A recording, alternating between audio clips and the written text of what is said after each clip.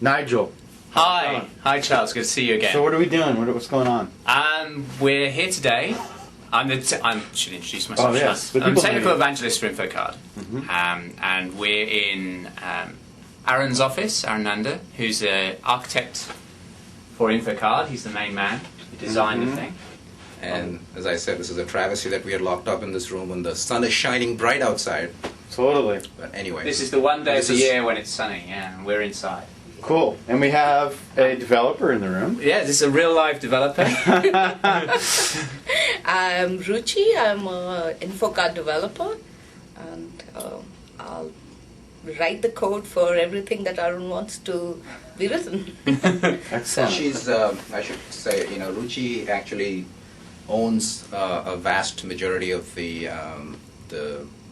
code that deals with the remote InfoCard providers that Andy talked about previously, where the user is in control on the client system, but when the user chooses to employ an identity in a given application context, and the identity provider happens to be remote, run by, let's say, my employer or a government agency or whatever, so what do we need to do to go off and talk to those identity providers in order to get the identity information? So that all that code base is handled by Ruchi. Excellent. So, Nigel, What are we going to do today? Well, I think we'll spend the first 5 minutes just talking about the basics of InfoCard in case people aren't familiar with it. Okay. And then what we're planning to do is go into a little bit about, seeing as we're in an architect's office, we'll talk about the architecture of InfoCard and some of the inside detail about how we've architected the product, how security's built in, and all that interesting detail. Great. But we'll set a bit of context first about what InfoCard is and how it works. Okay. So, what's InfoCard? How does it work? Okay, so time to hit the whiteboard, I guess. Sure. Okay. So the first thing to talk about with InfoCard is actually the meta system. So basically the basic problem is that the internet was designed without a layer covering identity. Now, the way that TCP was designed, so back in the mid-70s or whatever, the guys that designed TCP/IP, their problem was they had a packet switching network and a satellite network, and they were trying to integrate them together. So the way that they solved that problem was the way you solve all problems in the computing space, which is always add a level of indirection, always add a level of abstraction. So we managed to get different networking stacks talking to each other by having a level of abstraction above that, the Internet Protocol Stack, or TCP/IP as it's more commonly known. So the idea with what we're doing with identity and the identity meta system is again to add a level of abstraction across the Internet for providing identity that everybody can use. We're trying specifically to be inclusive, to use standards and enable anybody to solve this problem, because it really is a problem. To give you some numbers, Gartner just came out with a survey, and they maintained that of online purchases, 22% of online purchasers have stopped doing their online purchasing because of fears around security. 22%. And a further 25% have reduced the amount of online purchasing that they're doing because of concerns around security, around phishing, around malware, and so on and so forth. So basically we have all this optimism and excitement around Web 2.0 and connected systems and all this, but until we get this basic problem of identity solved, we're inhibited from fulfilling that. We're even inhibited from just using the internet today. So the way we try and solve that is by using this identity meta system, which is a level above the internet, and the way that we do it is by abstracting the idea of identity. So at its rawest, its most essential, what is identity? Well, identity is a set of claims in a security token. You look at any kind of security system, it's all about security tokens going from A to B to C to D. And you have claims in that token that express properties about a subject. So that might be what find the subject, might be my name, might be my domain address, might be my email address, could be my age. The whole point of it being abstract is that these claims can be absolutely anything. But essentially you have a set of claims within a security token, and then you have three roles within any identity transaction, if you like, that deal with this security token. Okay. So at the center, you have me, probably, the subject, or you can call it the user. And then I'm trying to prove my identity through a set of claims to some entity. This might be a website, it might be a web service, but what we call it is a relying party. We call it a relying party because it relies on an identity being provided. Okay? So I'm trying to access some service or some site by proving some piece of identity about me, some claim. Suppose it's a wine site. I want to buy some wine.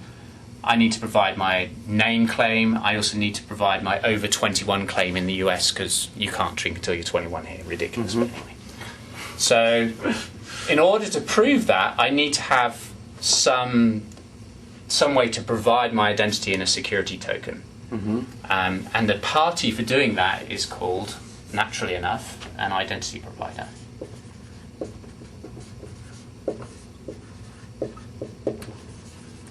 So this is the guy that provides a security token containing claims such as that I'm over 21. So in the case of wine.com, an obvious identity provider would be government, or maybe the DOL, the driver licensing authority, because they happen to know my age. Or maybe it might be my bank or my school, my employer, could be anybody. But basically, I want to gain access to this site or this service. So the service says, please give me a security token that has these claims in it. So I try and gain access. This guy gives me back some criteria for gaining access.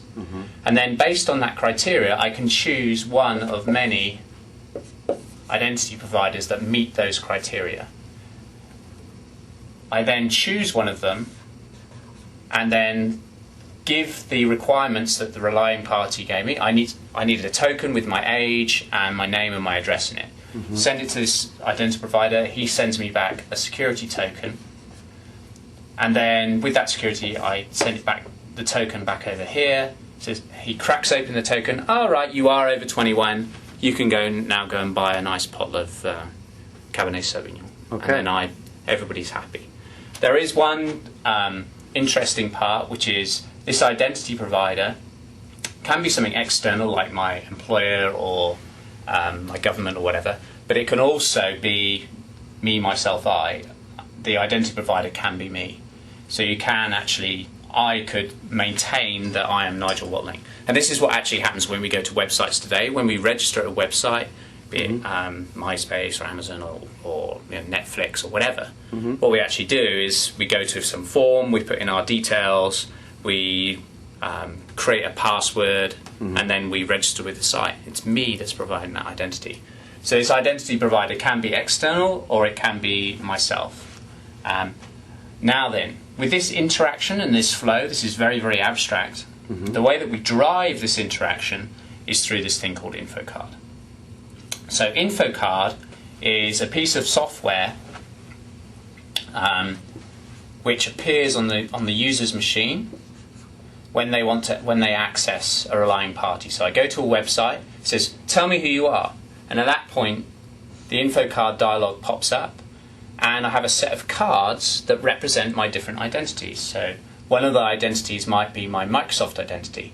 Another identity might be one that I've created myself, and I'm on a bulletin board, and I'm called Wine Lover or something, or some stupid name that I've thought of. Another one, could be the university I went to, or something like that. Basically, a number of different identities suitable for different contexts. So if this relying party is wine.com, an appropriate context would be one of the identities that are able to prove that I'm over 21. Okay. So this piece of software on the user's machine, and it could be potentially Macintosh or Linux or any operating system, because all of this is using open protocols, so we're very abstract. We don't do anything that can't be used across different platforms. Basically, using this identity selector,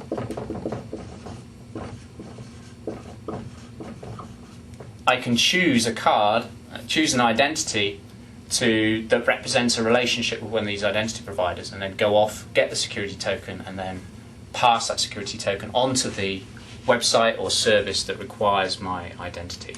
And this identity selector, this piece of software on the user's machine, is what InfoCard is. InfoCard is an identity selector, but this is Microsoft's implementation on Windows. Now, is that the official name, or is InfoCard? InfoCard is definitely not the official name, because I understand that it's trademarked by somebody. So even if we wanted to use it, so and it is a kind of cool quotes. name. It is. Even if we wanted to use it, I don't think we are able to. So in between now and ship time, some clever marketing person has to think of some really catchy name that's better than InfoCard, or should have if the we're term lucky, better. identity in it, or ID maybe. That'd be kind of nice. If ID makes it very, boring and regimental. I mean, you can always say ID card, but that sounds like we are some bureaucratic organization that's trying to bring something passé of the past to the future. Okay. I want something much more catchy than that. Sure. Not ID card. All right, marketing people to the rescue. So the experience from a user point of view goes that you go to a website and suppose you log on using username and password. The website can add a button to their login page and says, identify yourself using an InfoCard instead, or using whatever it is we call it.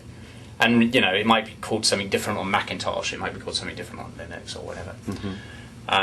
Please identify yourself. You click on the button, up comes the identity selector, you choose the card, off goes a request to the identity provider to get a security token. The security token comes back, you pass it to the website and you're logged on. All of that without using a username and password. You're just selecting a card, getting the token and passing the token across, which is very simple, very intuitive, and it helps in these areas of being phished, and it's the security is pretty good and well locked down, and that's probably what we're going to talk about in a minute. But the idea is that the world becomes, or the internet becomes, a safer place for everybody, so we can get onto this cool Web 2.0 stuff. Okay, great. Well, that's definitely a thorough definition of what we're talking about here. Did I take half an hour there instead of No, 5 you did minutes? well. 12 minutes. All right, so... Okay, shall I hand the magic pen to... All right. So the piece that we're going to drill into today, I think hopefully it's interesting to a lot of people.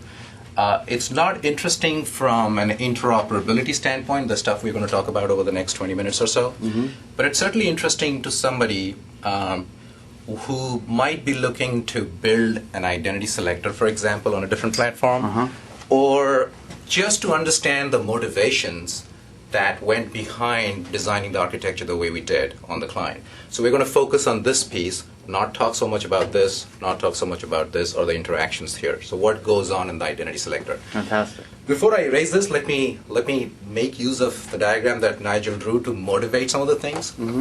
So he's drawn several boxes here representing basically multiple identity providers. In other words, I think of that, if I am the stick man here, then essentially I have relationships with various identity providers, natural relationships by virtue of my interactions with them in daily life. For example, one of them is my employer.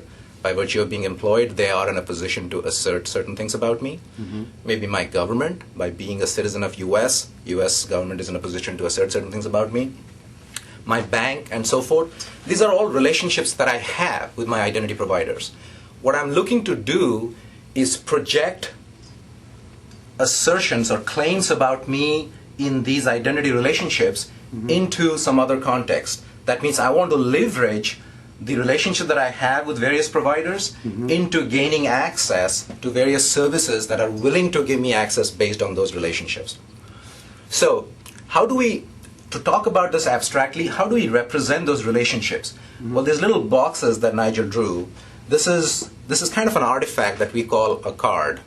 And if I were to take out my wallet, well, each of these things really represents a relationship that I have with the organization that has given me this instrument, right? And that's really what this is. This is an artifact using which a user can reason about the identity relationships they have with various organizations. Okay. It's pretty obvious to the user when they walk up to some service provider, such as a grocery store, and they whip open their wallet, that which of these ones makes sense. And if there are multiple ones that make sense, then the user wants to have control on which one he proffers during that transaction. So in a grocery store, I may choose amongst my various payment cards in order to make the purchase, right? So it's a metaphor that users are very familiar with, the notion of having some kind of a card that represents some capabilities that an identity provider has in terms of the user, and using it in order to gain access to some service. We're trying to kind of recreate the same metaphor in the digital world. Okay? So these cards essentially act like the cards in your wallet. The identity selector surface in which the cards light up is kind of like your wallet that you pull out and say, these are my cards, and let me see which one I want to use. Now, one of the things which you probably will agree with me is that if you were to arbitrarily find this wallet lying around, and you just kind of turn around and say, let me see, is this my wallet?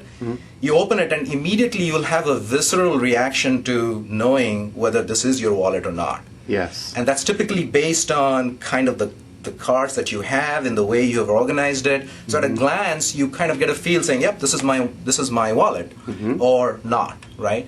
And we think that a key to preventing phishing and to kind of bringing that same visceral experience into the digital world is to provide a surface on which the user can have such a predictable experience of seeing these cards in the same way, same organization, and so forth. That means the cards in and of themselves, in a way, act as a personalization of the experience that the user has.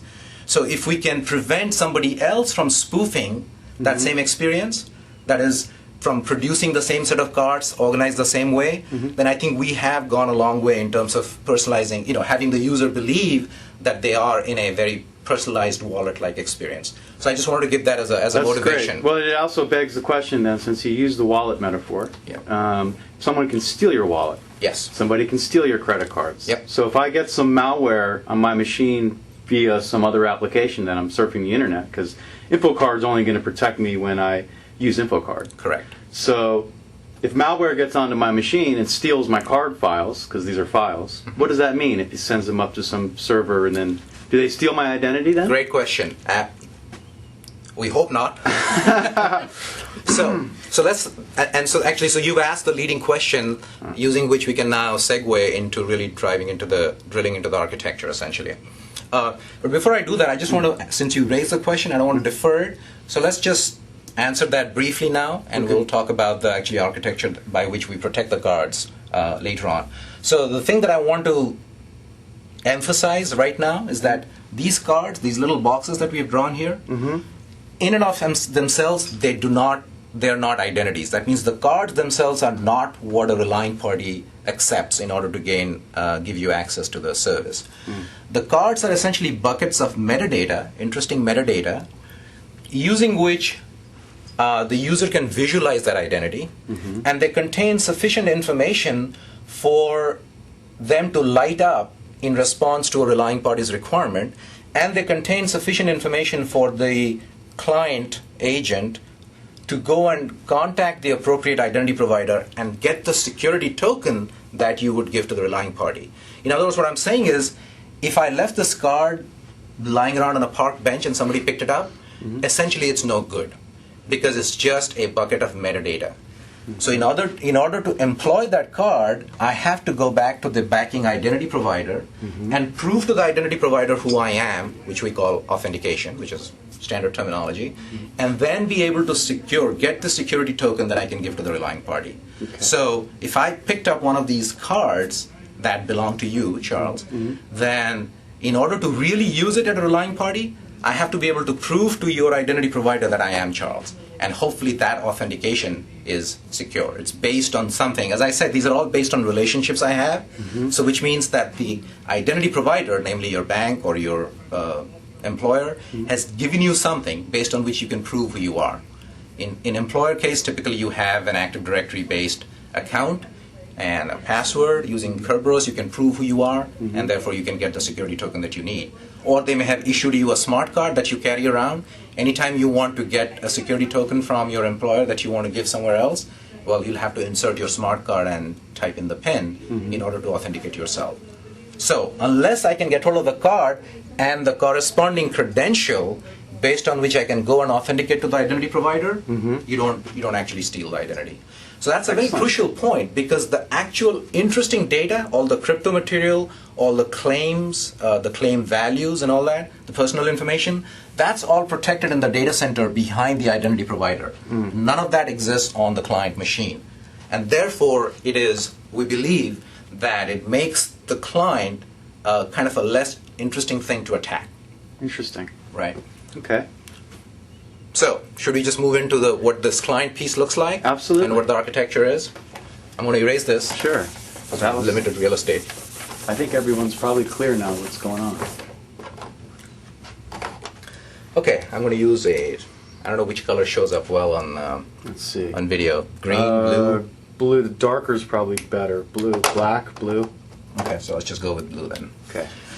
So, so let me, since I alluded to the term wallet, well, let's just call it a card store. So what we have here on a machine, and we are talking about, so everything I want to talk about is centered on the client machine, essentially. So I, as a user, I'm sitting in front of a computer. I'm using that as a vehicle to gain access to some remote service. So I'm talking about the computer that I'm sitting on. Okay.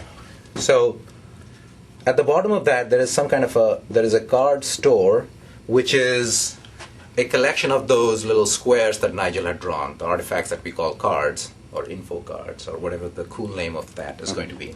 So it's a collection of cards. The vehicles, the agents through which I gain access, through which I usually want to access some kind of a service, it can be, the one which most people are familiar with is a browser, because that is a common application using which you gain access to web sites and services.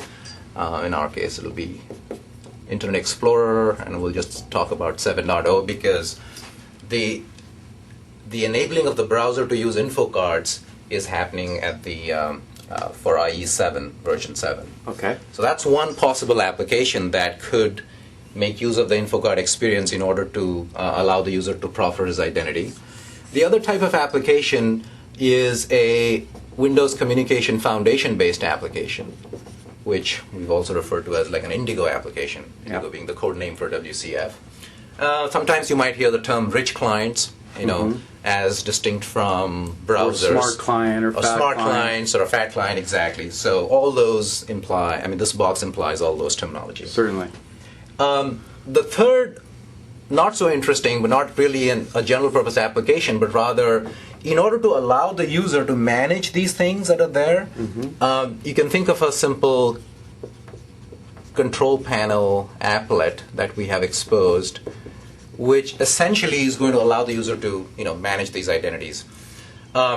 So this covers the broadest range of smart clients. That's that bucket. This essentially is a generic application through which you can access various sites. This is a very dedicated application that essentially allows these things to be managed. Okay. So these are the constituencies from which that may have an interest in accessing these cards. Just to interject here, those are the three Microsoft cases, but also you could use a different browser, get exactly the same experience, and also you could use a different. Is it smart client or rich client? Smart client. You can use a different. All you really need is a AWS star stack. So on Windows, the logical thing to use is WCF. But if you could use any AWS star stack that understood, was it WS Trust, WS Security, WS Security Policy, WS Metadata Exchange. So we're not constrained to WCF. It's just that. That's what we tend to talk about a lot because those are the bits we use. Sure. Excellent point, Nigel. So let me augment this picture to say this can be any browser. This can be any WS aware app. I'm scribbling. I don't think this is going to show very well. No, that's fine. We hear you clearly. So the W star protocol stuff. Right. Okay. And that's a CPL file that's specific to Windows. Correct. So you have to write your own. Right. All right. So, since we said that, as I said, I kind of used the wallet metaphor, saying if you found somebody's wallet and you just picked it up, you will instinctively know whether it's yours or not. And the stuff that's in the wallet is really the collection out here. Okay. So what we really want to create is a gate via which access to these things is controlled and mediated, right? And this is, architecturally, this is the function of the thing that we call the InfoCard service. So this is a kind of a privileged service that runs on the client machine, which acts as the gatekeeper of the content of this and mediates access from any of these things down here. So once we have the service, essentially, obviously, it must expose an interface. So all these things are going to call into this.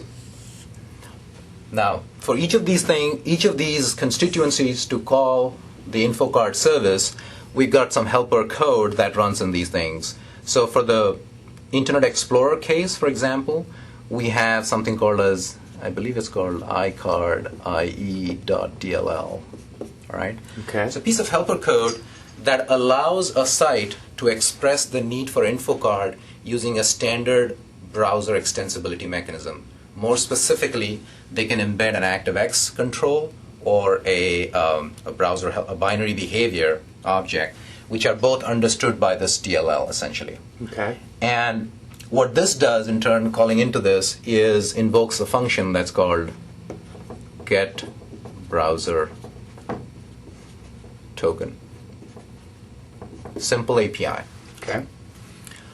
In the case of a Indigo enabled app or WCF app, there is library, and maybe Ruchi can help me. I think there's a particular object model here, which is system dot identity model dot selectors. Okay. That's basically one of the kind of strongly typed namespace classes that's available as part of WCF for applications to use. And this, on the back end, essentially calls into the InfoCard service using a simple API called get token. Now, clearly, I mean, most people in the audience understand that WCF has a managed interface, Right. but you don't have to write managed code, right? In order to use for example, the browser is a good example. You don't have to. You don't have to. Correct. Fantastic. No. Just wanted to point that out. Yes. Yeah, even for an app, the get token functionality is both available in native as well as managed code, so you can use both versions. So what's the native DLL? If somebody wanted to call it natively, what would they need to do? It's called iCard agent.dll, but it's the same. We have a get token functionality just the way we have a get token functionality on for the managed case. Okay. I just wanted to throw that out. Yeah, so it's a good clarification to make. And this one, the control panel applet, essentially, we don't want the applet itself to be doing the management of the cards in the application. What we really wanted is a way to invoke the management experience that's built into the InfoCard system. So this invokes a simple API called manage. That's it. You say, okay, I just want to manage something, manage my cards, and then the real meat of the application to manage your cards is inside the service. Okay. Now, another piece that I'm going to draw here, the interesting thing here is that if you can think of this InfoCard service as logical, so this is a service boundary. This InfoCard service, as I said, runs as a privileged service, and in those familiar with the Windows system, this actually runs as local system. Okay. Logically, it consists of two parts in there. One is, I think what Nigel already alluded to this, is functionally what's called as the identity selector. Okay? Okay. And the other is what I would call as the store abstraction. Okay? Okay. Each of these pieces makes use of other security capabilities and stack capabilities in Windows. For example, the store abstraction makes use of something called as DP-API, which is Data Protection API, which is a way, it's a secure way of protecting some piece of data that is encrypted and then tied to a key that's only available for that particular user. So when the user is interactively logged on, can you go and unlock that key and then crack open the pieces of data? So that's kind of one of the Windows capabilities that the store layer makes use of. Okay. The identity selector, similarly, is going to make use of WCF itself in order to talk to the identity providers at the other end, right? It also makes use of things like the certificate API, the application interface, in order to deal with service identities and so forth presented to it in the form of X509 certificates. So these are things that it makes use of. And these are things that any application developer can use. Because, I mean, Yeah, these are- somebody watching could easily go onto MSDN and look up DPAPI, DPAPI, and In other words, they're not consume- they're Windows components. They're- No, it's just standard APIs that you can use as an application The developer. standard Sure. security. Standard Windows Yeah, APIs. yeah, exactly. Correct. Right. Now, there's an important piece here, which is if this service is running as local system, and we have said that the user needs to be in control of offering their identity, that means the user needs to see something, which means that the service needs to be able to show some UI to the user, hopefully on a secure surface that is not scrapable. Okay. And so that somebody cannot come and spoof that experience, essentially. Or as things are going, so for example, if I have an application running on a user's desktop, you can certainly have some other piece of code that sends a message to that window and be able to, kind of take a peek at what's going into the window and not what's on the window surface, right? So we want to Sure. avoid those kind of things. So what we really want is the ability for this this local system process to be able to throw some UI on a secure surface that the user can see and deal with in the context of an application. And in order to enable that to occur, we have this other process which is called the UI agent process. Okay? The relationship is that whereas this service is system-wide, which means there's only one such service running on the PC at any time, the agent process is created on demand by this process Okay. in the user's desktop, in the user's logon session. Okay. However, the difference is that this agent process creates a separate desktop, which is strongly accurate, so that only this service can actually send messages and display something on that. Aha. So if you have seen the InfoCard, I don't know if you have seen the InfoCard demo in one of these. I have. Okay, so you'll see that when you go to a service and essentially when you say use the InfoCard, what will happen is the background will fade and suddenly the InfoCard, the InfoCard dialog will appear. Essentially what you're seeing there is a snapshot of the user's desktop taken and faded into the background to preserve context. That is, the user knows in what context he's dealing with his InfoCard subsystem. It's just a bitmap, right? It's just a bitmap. And then the InfoCard dialog that shows up actually is running on a separate private desktop. And nobody can send any messages to it or collect things from it. No other application running on the user's regular desktop can send any messages to it and collect information But now, from it. could I write an application that does the same thing? Sure. And fool users. Absolutely. But of course, the question is, when I'm fooling them, nothing happens. Well, Right? the question is when you're fooling them, essentially you also have to be able to manifest the set of cards that are here into that surface. So just because you're right, creating a private desktop is a standard Windows functionality. It's not that, it's not that interesting in the sense that most applications don't want to use it because they don't want to have to go to the trouble of creating a separate desktop for nothing. Sure. But you're right, if somebody is really trying to steal your identity, they could attempt to do that, but then, as I said, if I pull up my wallet and I don't see anything in it, or I don't see the cards that I'm familiar, then that wallet is useless. So drawing a private desktop is equivalent to kind of getting somebody's wallet, but if it doesn't have the right type of stuff in it that I can recognize, then essentially I'm going to be suspicious of the contents of that wallet. Absolutely. Yeah. So there's an interface between this. And this essentially runs, what this UI agent does is it materializes a kind of a protected desktop, a private desktop.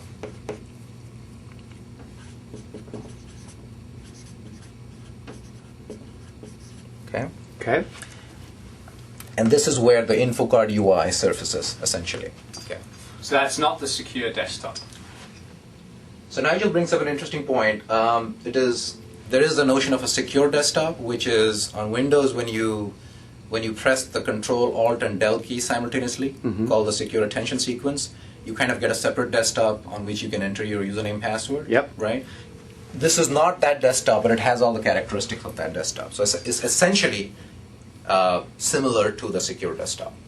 It's very similar in the case that you cannot, once you're on that desktop, you cannot access your desktop that you were working on. Understood. You have to get out of this. It's a modal. Yeah, totally understand. It's a So modal. if InfoCard hangs while you're in that desktop, Pretty bad, so we shouldn't make anything that will hang in the card. Yes. Well, that's the challenge of our, testing and the stress and the Yes. self-hosting is that you try to ensure that there is a way by which you can recover in any of the, or hopefully you don't hang in any of those Yeah. cases. Sure, but I could always use no, of Control course Alt not. Delete. That would never happen. No. But you could get out of that. You could do Control Alt Delete and get out of that desktop, couldn't you? Run Task Manager. Yes. Yes. Sure. Yes. All right. Right. Okay. So I already talked. So I talked about the need for, and why do we need this separate agent process? As I Yes. said, this agent process, in order to show UI, the process needs to be part of the user's logon session. And as I said, since this service is kind of machine-wide and it runs in local system, it doesn't really have any particular logon session attached to it. We create this process and make it part of the user's logon session so that it is capable of displaying UI to the user. And additionally, it displays UI on a protected desktop that's specially ACL so that only, indirectly, only the InfoCard service can then surface UI and nothing else can. Now, what was the architectural reason for making this local system and not just have it be bound to a user's logon as a system? Right. As So a- the idea is that when the cards are stored locally on disk, essentially these are strongly ACL so that only system has access to them, right? So that's one reason. But one may argue that, well, if system has access, how can you ensure that that the is in the loop as well? That system can unilaterally just use these identities. Well, that's a valid argument. So we want system to act as a security gate, but we also want to ensure that the user contributes something in order to unlock this card store. So what we have done is a clever thing. I said we make use of DP API. So we take the card store, essentially encrypt this. So this is encrypted. But really it's encrypted at two levels. It's encrypted with a DP API key that terminates in the system as an entity. Okay. And it's again doubly or repeat iteratively encrypted with DP API that terminates with the user acting as a root.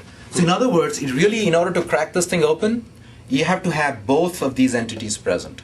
So in other words, a user application trying to directly access this cannot unlock it, firstly because it's ACL to system, and secondly it can't quite open it because it can only do one level of decryption. And similarly, something running in the system context essentially cannot directly crack it open either because it needs the DP API key that comes from the user's DP API root, and which means the user must actually be present to unlock that DP API root. So they must be signed on. You wanna add The anything? user has to be logged on in order for that to happen. It has to have an active session. Yep. Cool.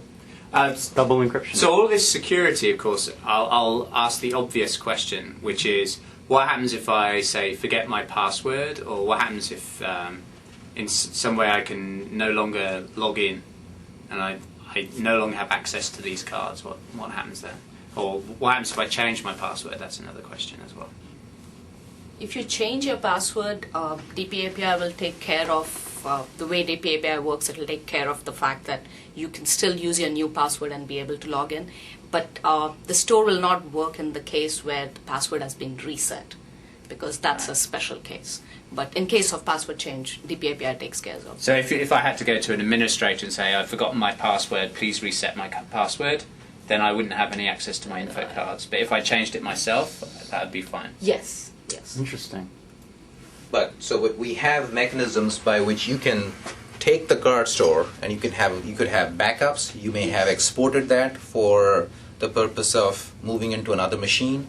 So any of those copies that you have of the card store essentially is a good starting point to recover the set of cards, essentially. So actually, yeah, we didn't cover the roaming aspect, which is, are these cards really locked to my machine? Well, hopefully not. So what we have done in the initial version of the product implementation is that we provide a mechanism by which the collection of cards, essentially, I'm going to do it in a second.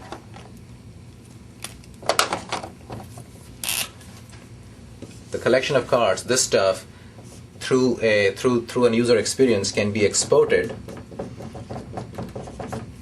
and the exported collection essentially is encrypted. So this is an encrypted file, essentially, protected by a PKCS 5 derived key from a passphrase. Okay. Is it So worth essentially, explaining what PKCS 5? well, it's a standard method to take some piece of string like a password or a passphrase and derive a strong key out of that, essentially. The idea is that when this collection of cards has been exported onto some media, and you get hold of that media, then hopefully you cannot do much with it, right? Because it has sufficient encryption strength and security around it in order to prevent somebody from cracking it open. It's the same as saying, if I have stored some files on my disk which is encrypted, right? If the encryption strength is strong enough, then hopefully nobody else can have access to that file. Okay, so then, so why couldn't this be located on a remote server? Why does it have to be physical medium? Fantastic question. So I'm telling you what we are doing in the version 1, okay. Which is I can take this card collection, export them onto an external media, and then take it to another machine and do the reverse of that, which is import it. So if you pretend this is now a different machine, Sure. I can go and populate this thing back here. Okay? Okay. So which means that the identity selector as a component running on the machine is always interacting with this local card store, right? Okay. But you asked a very good question, is that why does it have to be that way? And the answer is it doesn't have to be. And so in order to make our roaming story kind of more convenient and a stronger story, what we are also looking to do, and the factoring here actually makes that possible, is that if we can essentially formalize the interface between the identity selector and the store abstraction with the backing store, if this is formalized in a nice way, then essentially it doesn't matter if this piece exists locally or it exists remotely on some kind of a cloud service or it exists remotely on a device, such as a cell phone or a smart dongle of the USB form factor, right? And that's exactly what we would like to do. Cool. Is to be able to, and you may hear the terminology that this thing referred to as a portable STS or a PSTS. The idea is I can take my collection of cards along with the self-issued varieties where there is an STS. I think you talked about an STS Yeah, we probably before. need to take a slight step back and talk about when the identity provider is external, like a government or an employer, and the user case. So when the user is the identity provider, of course, it's not only the cards that are stored locally, but also the information associated with those cards, because the identity provider is the user, and the identity provider's machine is the client machine in front of them. So in that instance, the thing that the identity provider has that issues tokens is naturally enough called a security token service. So I send a request for a security token. The security token service processes that request, authenticates me, and then sends back a security token. Now, if I'm the identity provider, if I'm the user of the identity provider, that means that I also need to have a security token service on my local machine.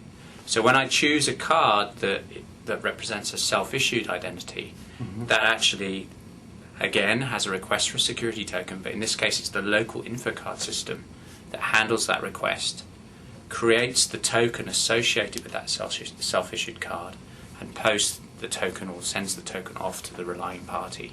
So InfoCard on the client actually has a couple of things associated with it.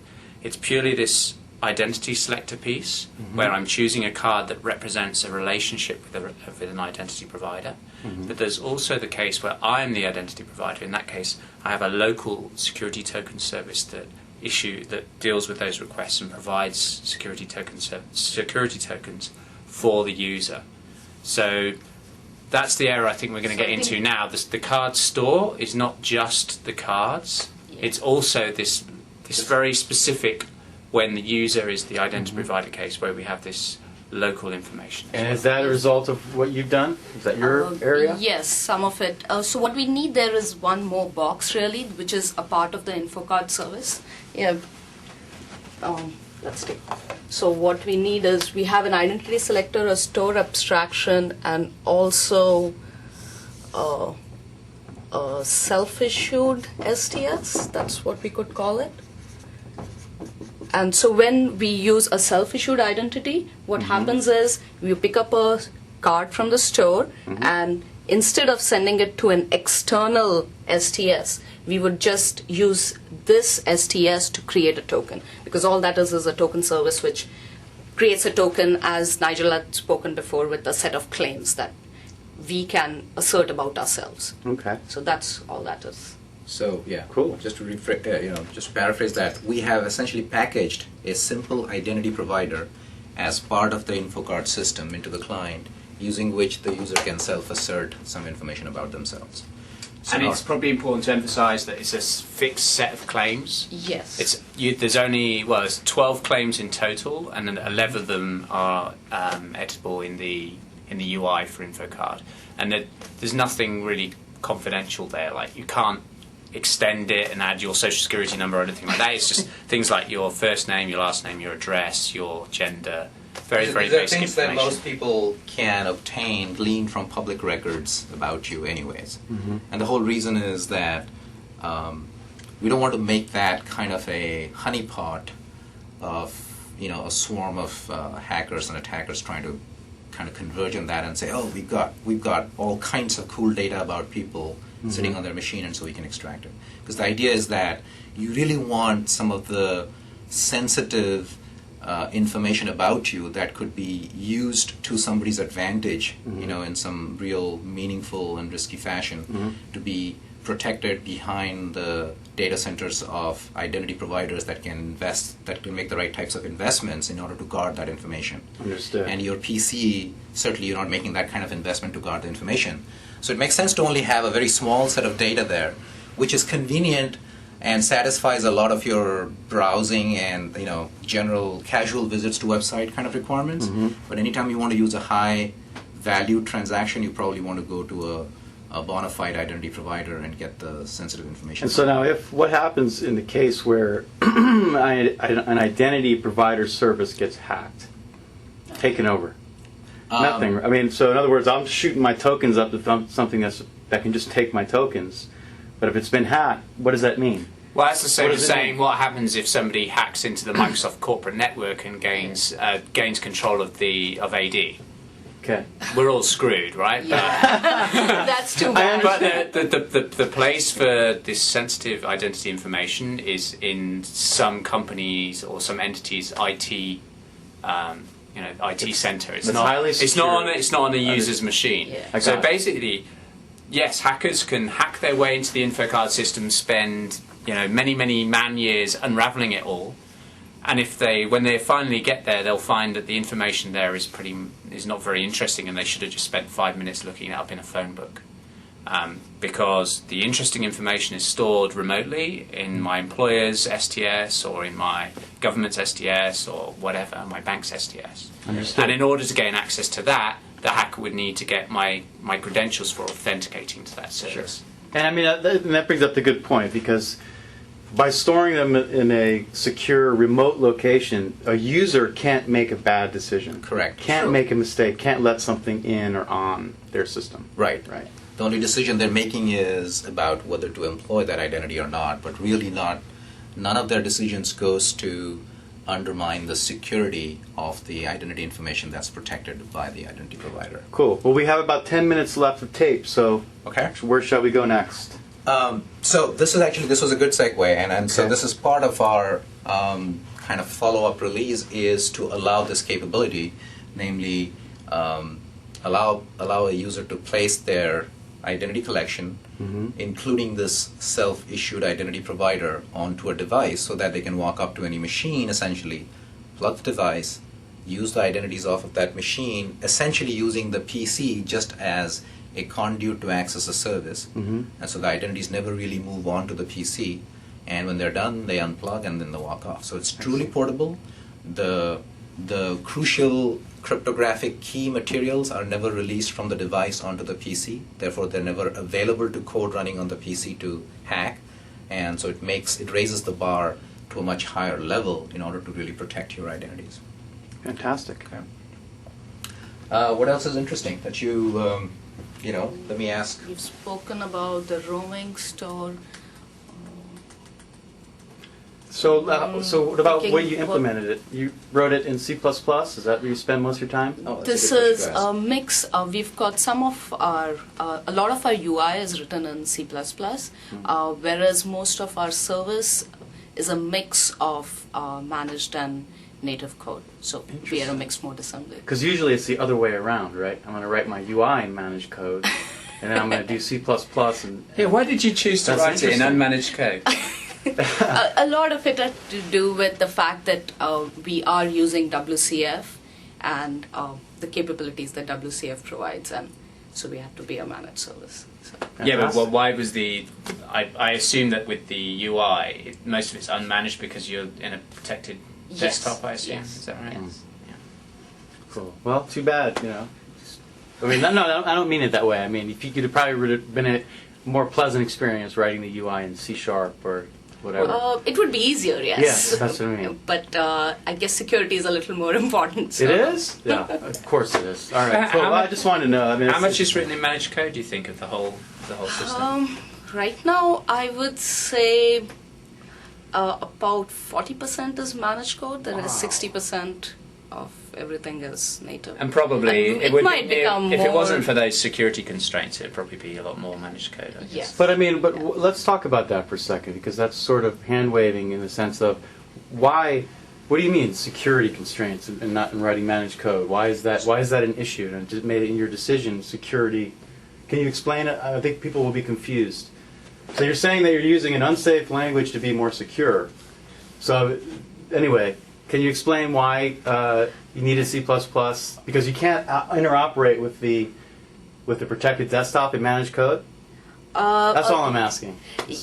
It had to do a lot with our design decisions. Initially, the idea was that we are really going to be all native, right? So that was the idea. It's So I mean, one of the there's a history behind this. Sure. One of the exactly. one of the data points. Yes. We only have 10 minutes. Leading up to that history was that we certainly wanted this functionality to go down level.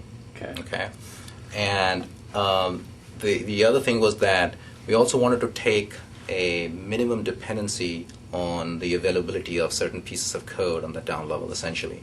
So employing, particularly when we go to XP and so forth, right? Employing the standard Win32 mechanisms already provided to Surface UI seemed like a kind of a safe bet to make. Sure. That's always available, essentially.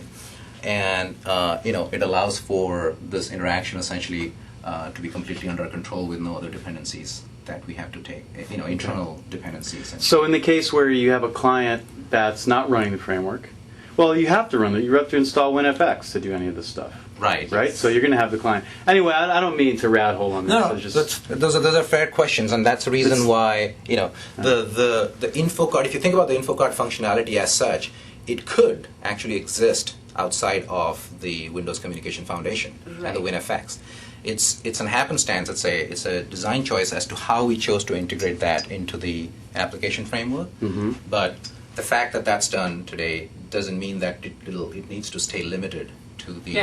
As we pointed out earlier, Sure. you just need a WS star stack. Uh-huh. And seeing as there's a a group in Microsoft building a very good WS Star stack called course. WCF. Okay.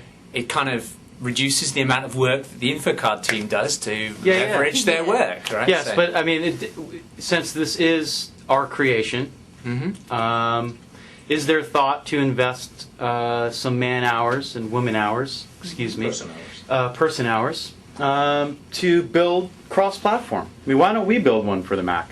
Fantastic question. And we might actually take on some of those thought processes. Okay. Yeah. Excellent, No, it's an excellent answer. It's an important point because it's really important that we get cross-platform adoption. So you know, all of this stuff that we're doing is open, and we absolutely want this to be supported on other platforms. So if people if other vendors want to talk to us, then our door is open, and we will help anybody and everybody who's interested. Cool. Talk to anyone who's interested. Yeah, The higher order bit really is that, you know, I think Nigel outlined this at the outset, is that we really want to plug the gap of this missing identity layer for the internet.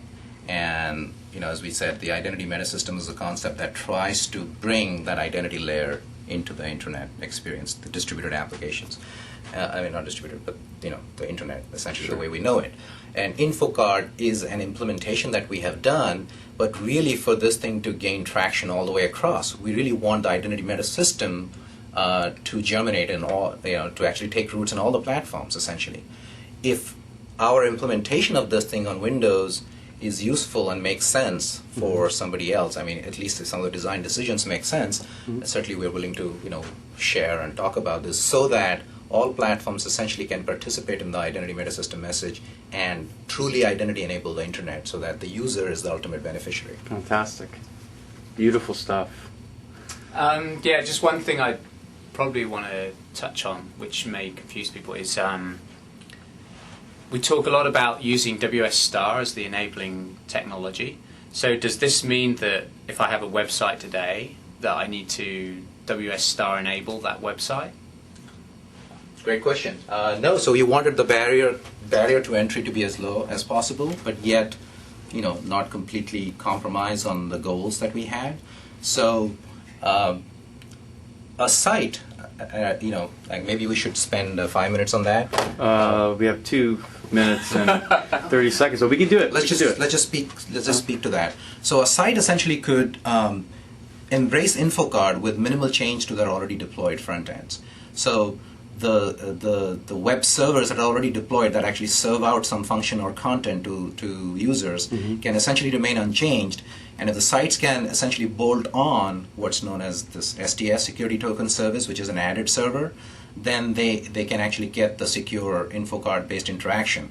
But that's if they want to get the higher level of functionality. They could even, without bolting on an STS, if they can switch over to a mode where instead of querying passwords, they can accept these tokens, security tokens, to be posted directly up to the site, and they just crack it open and ensure that it is authentic and that it represents the user that's allowed access to the site. So in other words, a website just needs to modify their login page. They need to only modify the login page, And that's it. And then they hand out the cookie as usual, and they're done. So modify the login page, hand out the cookie. It's the same as ever. So instead of using a username and password, you just choose a card. And the website doesn't have to do very much at all, really. Right. Cool. I've seen the demo on Kim's weblog. Yep. That's a good demo. Yeah. So the idea of using the cookie mechanism is that the vast majority of the deployed front ends essentially continue to base their access decisions on the cookie that flows.